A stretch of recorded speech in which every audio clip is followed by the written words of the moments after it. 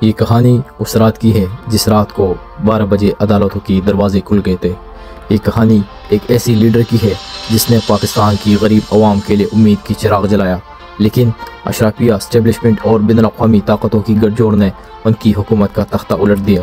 عمران خان جس نے نیا پاکستان کا وعدہ کیا تھا، ان کی اصلاحاتی ایجنڈے اور آزاد خارجہ پالیسیوں کی وجہ سے ان کو سازشوں کا سامنا کرنا پڑا۔ 2018 میں جب عمران خان اقتدار میں آئے تو انہوں نے کرپٹ مافیا کے خلاف کارروائیاں شروع کی۔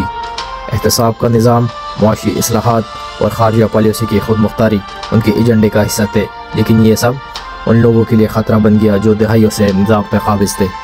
کرپٹ سیاستدانوں اور کاروباری طبقوں کو عمران خان کی اصلاحات سے خطرہ محسوس ہونے لگا۔ انہوں نے اپنی طاقت بچانے کے لیے اسٹیبلشمنٹ اور عدلیہ کو اپنے ساتھ ملایا۔ عمران خان کی آزاد خارجہ پالیسی، روس کے ساتھ تعلقات اور امریکہ کے سامنے جھکنے سے انکار نے عالمی طاقتوں کو ان کے خلاف کر دیا۔ 2022 کی اول میں ایک منظم سازش کے ذریعے عمران خان کی حکومت کے خلاف تحریک عدم اعتماد لانے کی تیاری کی گئی۔ یہ سازش 3 مراحل پر مبنی تھی۔ عمران خان کی اپنی جماعت اور اتحادیوں میں سے کئی لوگوں کو خریدا گیا یا دباؤ ڈال کر ان کے خلاف کر دیا گیا۔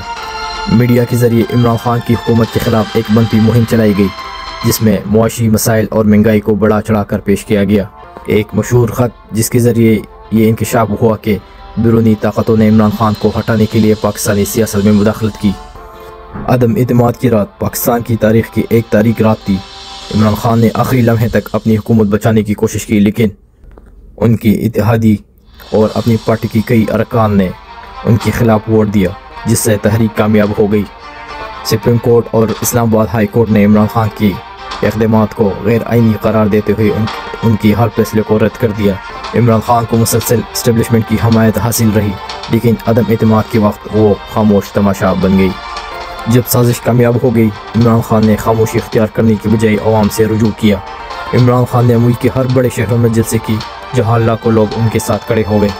عمران خان نے عوام کو بتایا کہ ان کے خلاف یہ سازش صرف ان کی حکومت کے خلاف نہیں بلکہ پاکستان کی خود مختاری کے خلاف تھی۔ ہر شہر میں عمران خان کے حق میں ریلی نکلی اور امپورٹڈ حکومت نامنظور کی نعرے گونجنے لگے۔ عمران خان کو حکومت سے نکالنے کی سازش وقتی طور پر کامیاب ہو گئی، لیکن عوام کا شعور بیدار ہو گیا۔ یہ سازش پاکستان کی سیاست میں ایک موڑ ثابت ہوئی جس نے عوام کو یہ سوچنے پر مجبور کر دیا کہ ان کی ووٹ کی طاقت کو کیسے نظر انداز کیا جا رہا ہے۔